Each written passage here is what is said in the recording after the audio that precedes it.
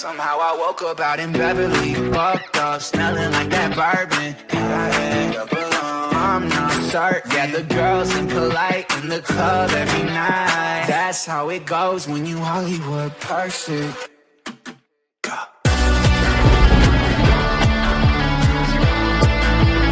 Hollywood person. Wagwan people, Lumini here, and as you're probably surprised to see, a different style for the video here today. Like I said to you guys before, I wanted to get this recorded really badly. I wanted to get this episode out to you guys. However, I was really ill. I had a really bad cold while I was recording this, so I decided we'll swap it up, do a post-com for this one. It'll be only this episode and then we'll go back to the original. But we start off things here. You guys voted for Solé and Gehi as the two players that you wanted us to sign at centre back. So here we will go in for Solé, actually managing to agree only a 21 million deal for Solé. Personal terms also weren't too difficult. Wanted 42k a week. I was okay with that. So Solé, the one who won the vote and the one that most people in the comments have been talking about, does get brought in immediately at the beginning of the episode. He was the one that everybody wanted.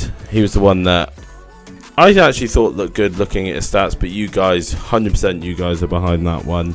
Next, we would go in for Mark Gehi. Now, Gehi was significantly more expensive than Solé. Obviously, we just made a bunch of money on Reece Oxford, as well as the money that we already had. So we weren't going to struggle for money, but I didn't really want to massively overpay. You can see here we do go for, I think it was a 37 million, around that number, deal. They decide that they're going to come back after debating it a little bit, which is fine by us. Here we just look at Solé's stats. He's got very good stats. I mean, it's a great call out by you guys. I knew a little bit about it, but he wasn't really on my radar before you guys were pushing me to look at him. He's got all the stats to be a great player for us. I decided to put him on ball playing defender training just to make sure 100% that we can make those long passes that we love to do with him. We'll do the same thing if we get Gehi in. Here we do see a long-standing player in the series. Christian Gunter will be leaving us to join Juventus for 18 million. It was a deal that I thought was one that we probably should have accepted. We should have probably accepted the Barcelona one, but we end up going for the Juventus one instead. It's the same deal, so we don't lose out on any money. Wolfsburg come back to us and they do accept our bid for Gehi, so we will go in to discuss personal terms with him. We actually don't have to overpay for him too much, only 50k a week to bring him in, so we do manage to bring in both of the targets that we wanted. I was a little bit worried that they might want too much money for Gehi when they didn't immediately accept, but they do end up accepting. I know some of you are also concerned about realism. I don't think it's too big of a problem because they have other quality centre-backs that I think they can use. Here is a surprise one. So we get an offer from Borussia Dortmund for Mahmoud Dahoud for 32 million. At 28 years old, I thought it was a decent price for him. Obviously, he was injured for a big chunk of last season, though he was one of our important players. But I had my eye on someone that you guys had originally picked yourselves, and that man is going to be Thuram. You can see us going through a couple guys that I scouted here. Kenneth Taylor was another one that I was tempted by. But Thuram, for the level that he's at, he's an 85 currently. He's 24 years old, so he's 4 years younger than Mahmoud Dahoud. I just was like, if we can get a decent deal for Thuram, there's no way that we can't go in for him. They were quoting me big money at the beginning. We do manage to whittle them down to a 58.5 million deal. I thought that was a decent price. Like I said, we did just make 32 million off Mahmoud Dahoud's sale, so it's only about 20 million more than what we like the deficit of what we already had. So we go into personal terms. They're not too difficult. They wanted a bit more money than they wanted to pay, but I thought as it's going to be a big player, we'll try and bring them down a little bit, but we'll probably accept what they ask for. Brownhill we get an offer in for. I'm not willing to let Brownhill go anywhere, so we completely reject that one immediately. They come back and they're not happy with the personal terms. They still want that 78, so We go back into negotiations. Like I said, I didn't want to miss out on the player, so we try and work things around a little bit. I think I end up bringing it down to 75 in the end with... No, I think actually maybe we stay at 78. Yeah, we stay at 78. We just end up paying it because I don't want to lose him. He's a very well-rounded player.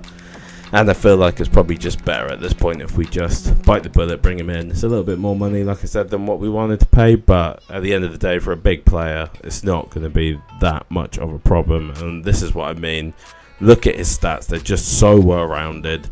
There's basically nothing that he does badly. Even when I go into training here to pick a development plan for him, I end up just being like, actually, I think we'll just leave it on balance because he's actually just too good at everything right now.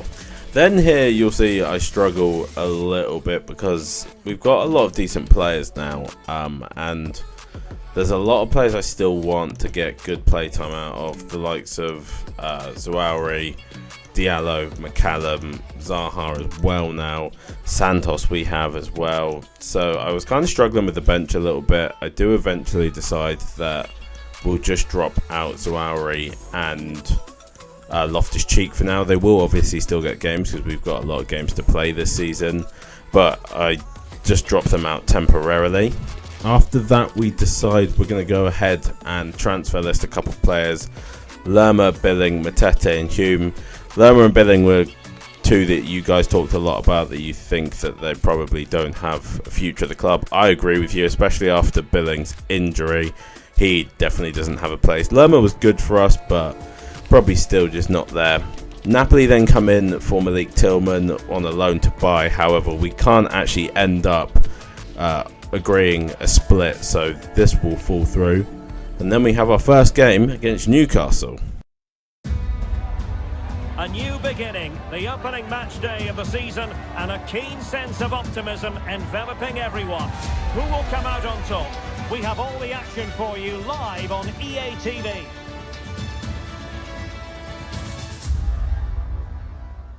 So as you can see, we're getting a lot done in this episode. Like I said, we couldn't agree a deal for Malik Tillman. Napoli wouldn't take the majority, so we weren't willing to pay the majority for the loan, so Malik will stay here. Our first team starting 11, we have Etienne Green in goal, Max Aarons, Guehi, Sole, Sessegnon, Sangare in that CDM role again, Thuram, Brownhill the midfield 2, Gelhardt behind Sesko and Jorb Vertsen. This is the team I'd like to play with, maybe with Santos rotating in for Guehi or Sole, but I'm not sure quite yet.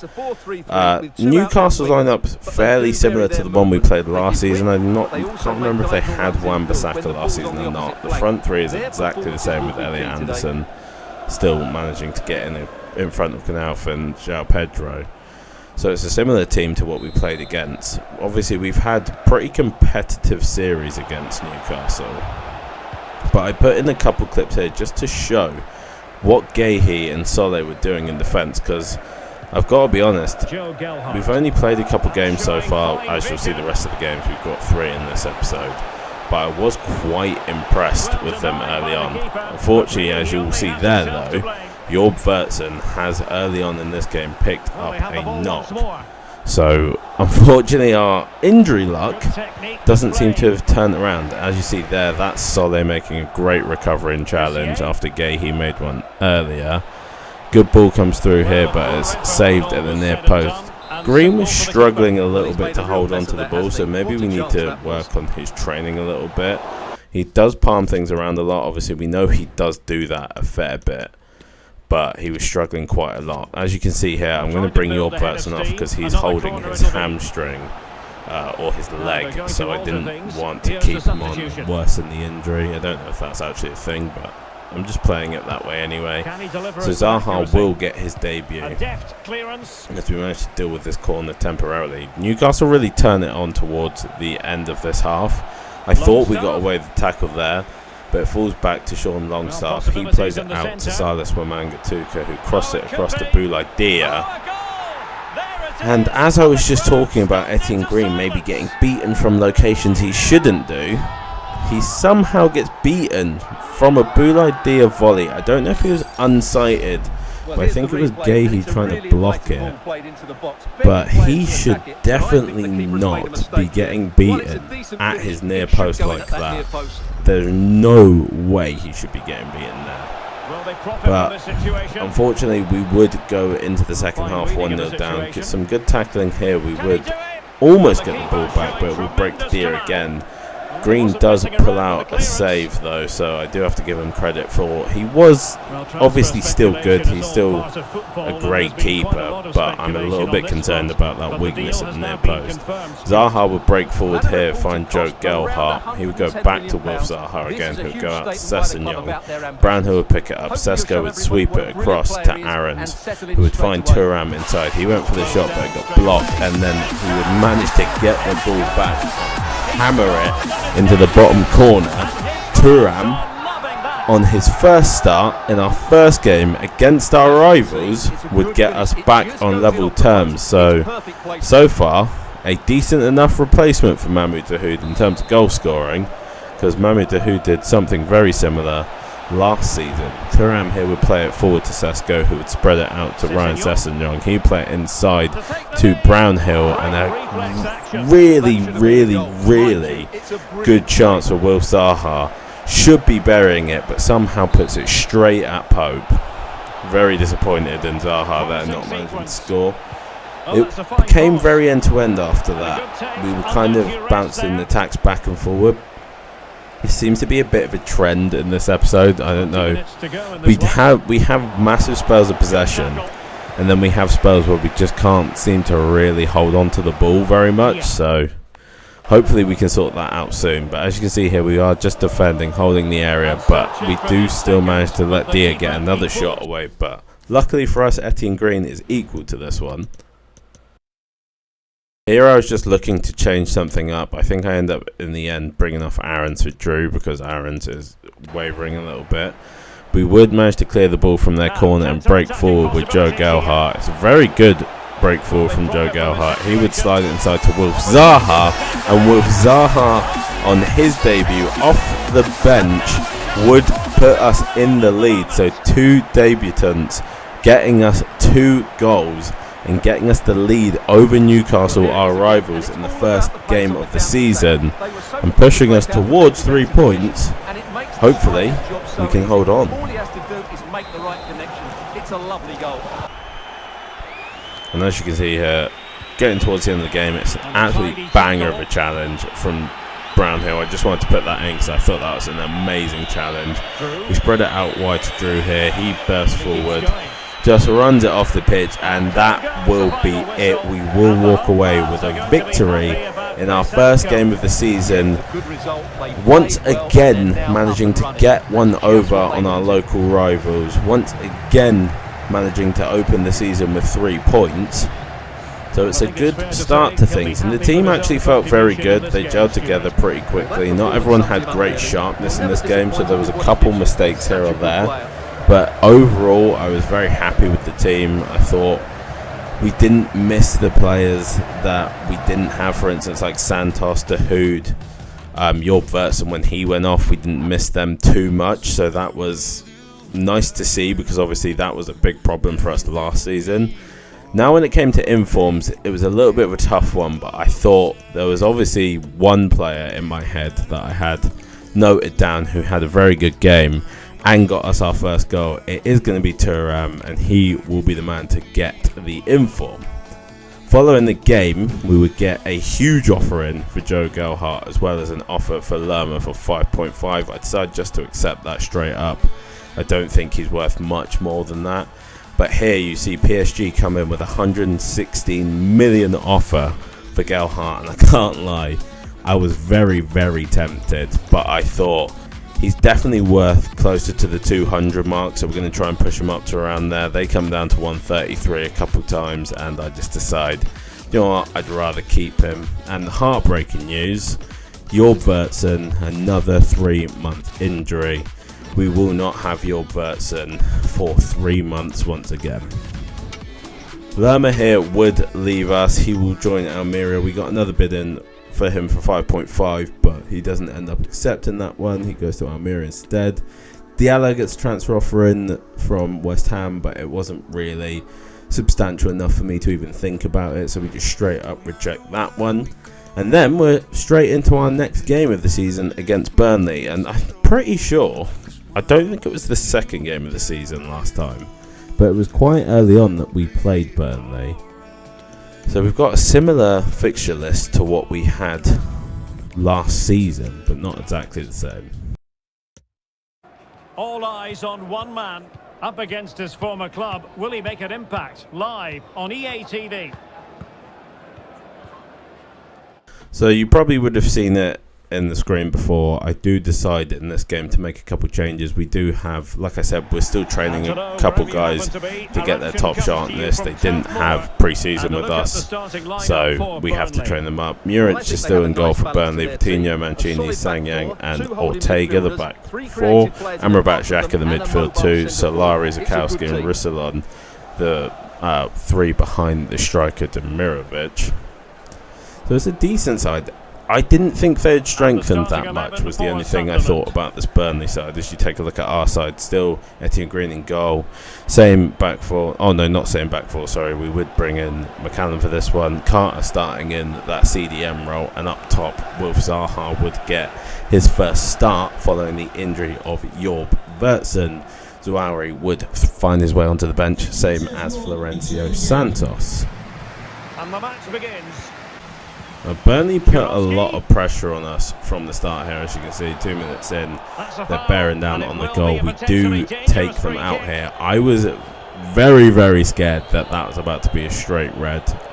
It was a very last-ditch challenge and not a great challenge from Max Aarons, but we do get away with one. I could kind of tell here that Burnley were looking to go short, so I sent Carter straight and he absolutely crunches Zorowski there. But Burnley do manage to hold onto the ball. They work it into the box and find it to, I think it was Mancini there. We don't deal with it there either, and Ruslan would take the shot, but it would be saved by Etienne Green. Two good saves from Etienne Green there, having to be alert. This time not getting beaten at the near post, which is nice to see. The following corner would be swung in. I did tell Etienne Green to come and get it, but he didn't quite. McCallum would then end up clearing it towards Zaha, who completely missed the header, but luckily we got a free kick. We would then have a corner of our own that would get cleared. We would manage to knock it down to Joe Gelhardt. And Joe Gelhardt, in typical Joe Gelhardt fashion, would pick out an absolute peach of a strike, flying into the top bins. Joe Gelhardt giving us an absolute banger of a lead with that strike. It was amazing. I had confidence as soon as I picked up the ball in that area with Joe Gelhardt. We saw him do it, I think, maybe 3 or 4 times last season. And he's proven that even though he was injured, he still has the talent to finish off opportunities like that, giving us a 1-0 lead at Turf Moor. We did have majority of possession over Burnley. As you can see here, Max Aarons manages to burst the wrong goal but hits the crossbar. We were kind of all over Burnley. They had a couple breakaway chances here or there, but most of the time we were managing to control them. Here is again, we do manage to give the ball away again with Max Aarons, and here I thought Ruslan was going to break through, but it's an absolutely amazing recovery challenge here from Guéhi. Solé and Guéhi were just doing that all through the match. It was really impressive to see. I'm a big fan of them so far. They seem to just have their positioning down a little bit better than what we had last season, so it's very nice to see.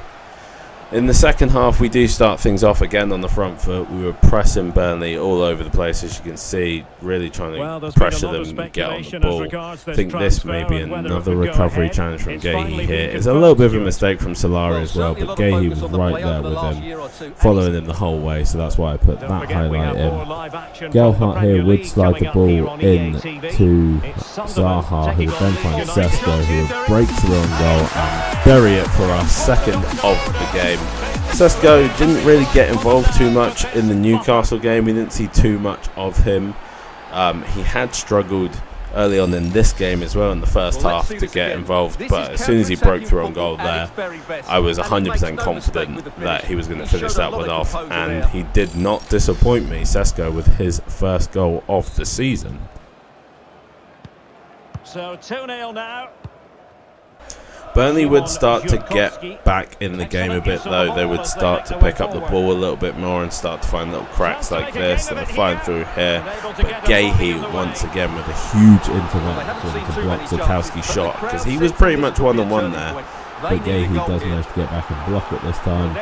We do manage to partially clear this one, I think, but as you can see there in the background, Josh Brownhill goes down holding his shoulder. I was a little worried just because of the bad luck that we'd had recently that was going to be a really bad injury. Once again we see there Gahey nicking in, getting a good tackle away.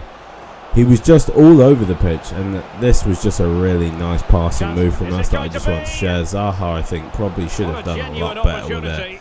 We kind of need to train his finishing a little bit, because obviously he's a winger and he's not really got that shot down right now.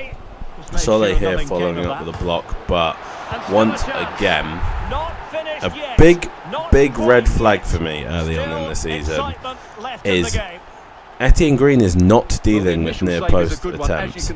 As you can see there, that one slams off the post, so it's hard to deal with, granted, but it should not be going behind you. I'm not planning on replacing him or anything, but I definitely just want to bring in a playable second goalkeeper, just in case we need to rotate at any point if the mistakes get too much. But yeah, something just to keep an eye on. As you can see from kickoff here, we do manage to keep the ball. Now my plan kind of here was just to play out the game, but I was seeing as we were moving Burnley around, they were starting to leave gaps like to Carter and stuff in the midfield. We're starting to spread him a little bit on the outside, and McCallum gets out wide well here, heads it into Sesko. He heads it down to Loftus-Cheek, who almost messed it up but gets it back to Sesko, and it actually turns into an amazing bit of passing play to break through. Now, I know I'm being a hypocrite by watching this. That's why I haven't made a huge deal of it, because we were already 2-1 up, and I have in the past complained myself about these animations when you're already a goal up.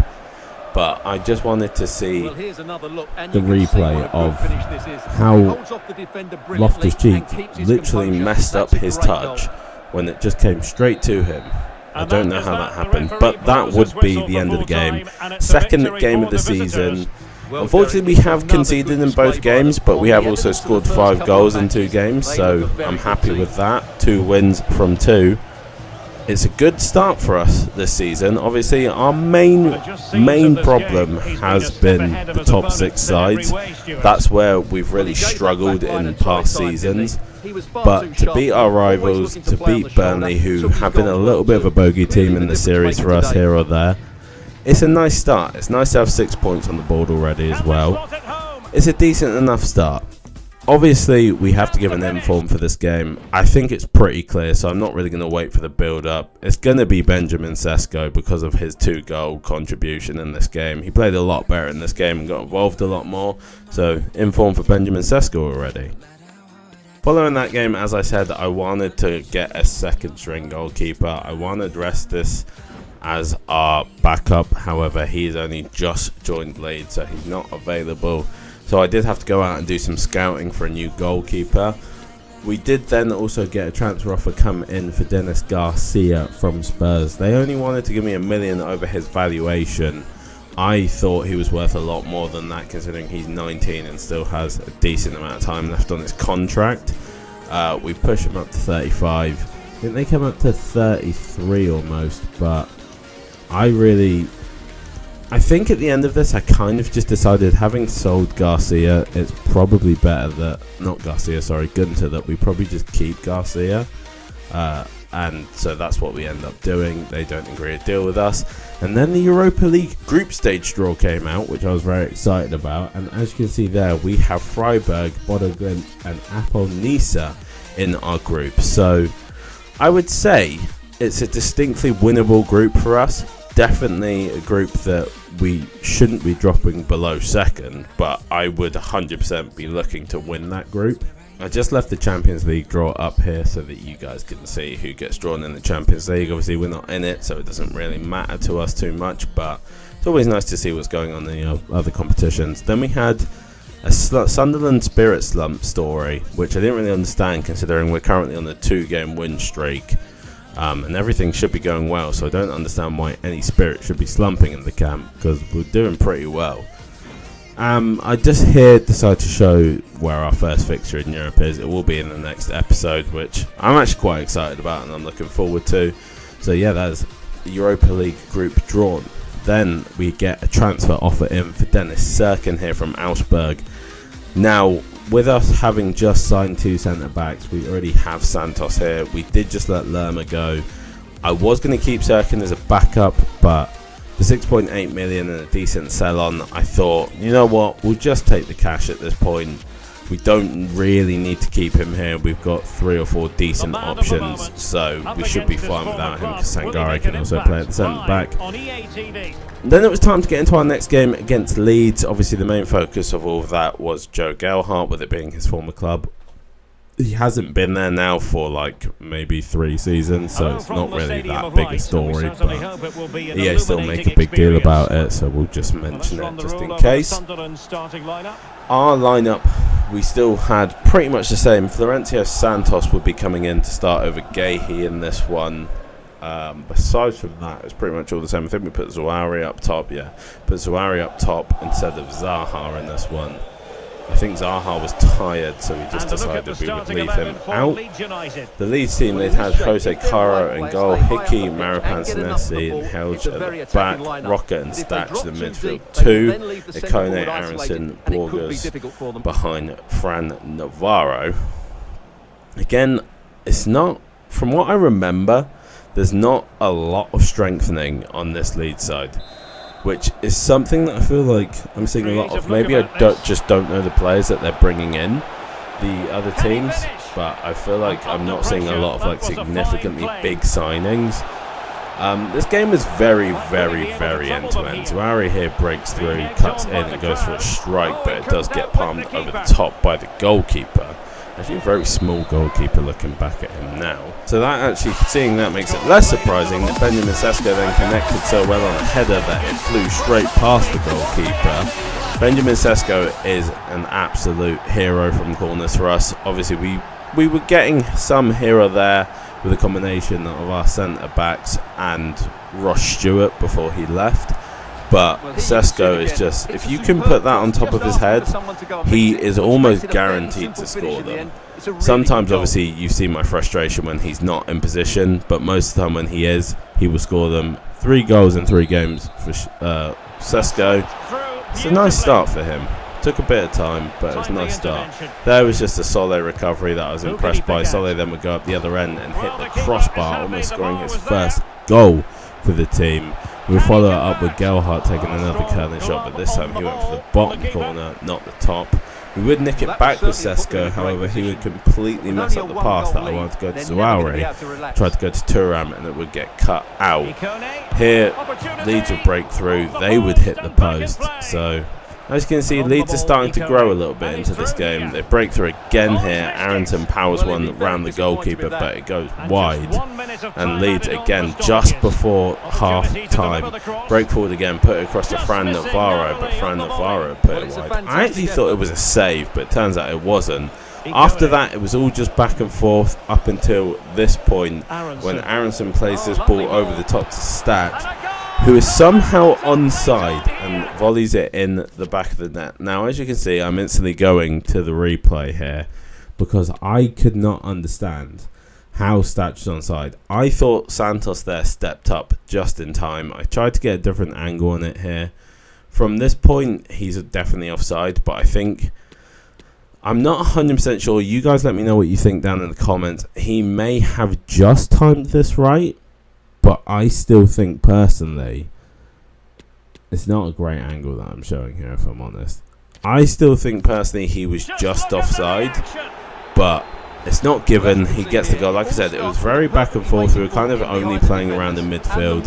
Then suddenly he just made that run out of absolutely nowhere, popped it over the top, and it looked like we were on for a 1-1. However, Leeds would break forward again, play that ball across. However, luckily for us, the player was offside. It was a good save by Green anyway. We'll pick up the ball late on here, only 3 minutes at a time. You can see Leeds are squeezing the life out of us here. So I thought, you know what, let's launch it with Santos. We managed to win the flick-on header with Gelhardt. Sesko finds it out wide to Sessegnon. Sessegnon then finds Gelhardt, and Gelhardt against his former club would give us all 3 points in the very, very dying embers. This crazy cutscene, this crazy celebration, this one we have earned, this one we will accept. Joe Gelhardt being an absolute hero at home for us, giving us 3 wins from 3, giving us 9 points from a possible 9. Huge contribution from Joe Gelhardt. I am looking for Joe to score more goals this season. The last couple of seasons he's kind of been in and around it, but not really scoring the goals. But yeah, these games in this episode, they were very, very back and forth. They were very, very end to end.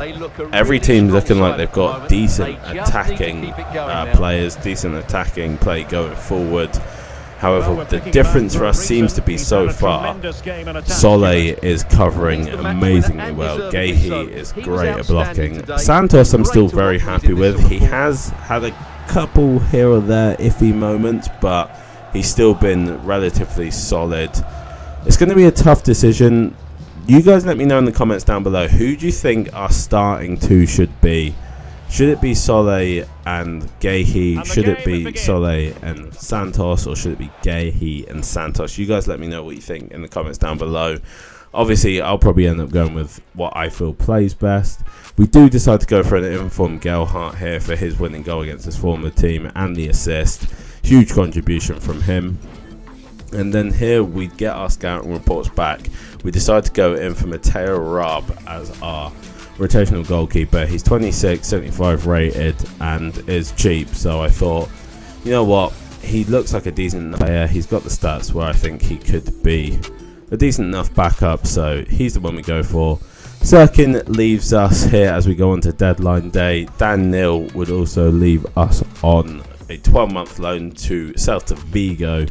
I want Dan Neil to go out and get playtime because I think he'll be decent for us, but he's just not going to get the playtime here. Jay Matete will join Middlesbrough down in the Championship, so he should also get some decent playtime for himself. Like I said, we're on deadline day, so we're just going to quickly move through this. Philip Billing will eventually leave. It took a long time for this transfer to come back through, but he will be joining Ajax, so more money in the bank for us. And then the panic sets in here because Benjamin Sesko's release clause that I completely forgot that he even had gets met by Inter Milan, and now I'm like, shit. It's 67 million, it's a decent amount of money, but I do not want to lose Benjamin Sesko on deadline day. That's the last thing that I want to let happen. So you can see me here, I'm all panicked, I'm trying to get across as quickly as I can. I don't know why I'm panicking so much, because obviously as soon as you do the contract negotiations, if they accept it, then the transfer goes away. The other thing that happened there, Tri Hume is going to be leaving us. I can't remember who he's going to join, but here we accept. Sesko does accept a new contract, so he will be staying with us. Like I said, Tri Hume will be leaving. He's going to that team. I'm not actually sure where that team is. That the Korean League, maybe? I think. I can't remember. But that would be the end of deadline day. Then to round off the episode, it's all just us re-signing players. Obviously, we have Brownhill, McCallum, Jack Clark, and a couple youth boys that we needed to re-sign just to keep them at the club because I didn't want to let them go for free.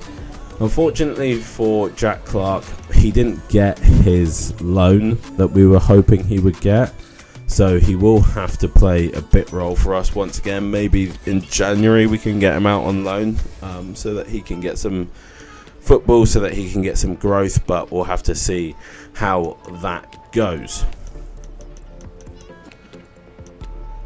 Not a lot else left in this episode, if I'm honest with you. It's mostly going to be us looking through the team, just letting you guys all know after we finish with these contract negotiations. Like I said, Jack Clark will be getting a new contract. I think he probably deserves it. He now has accepted that he's down to a rotation, so that's fine.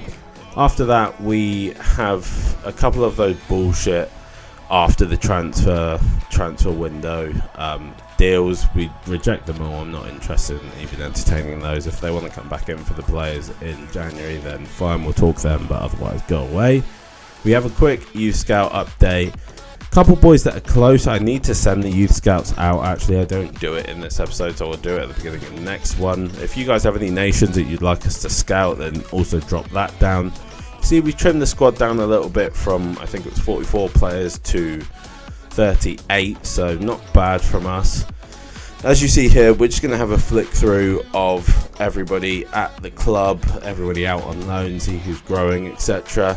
But yeah, that's going to basically be the end of this episode, just us flicking through. We will be returning to our normal style of video after this one. It's just like I said, I was ill. I didn't want you guys to have to hear me sneezing and coughing and shit while we were doing an episode, so we just posted this one, but we will be coming back. So please like, subscribe, turn on the notification bell to get notified when the next episode is available to you, and I hope to see you in it. Peace.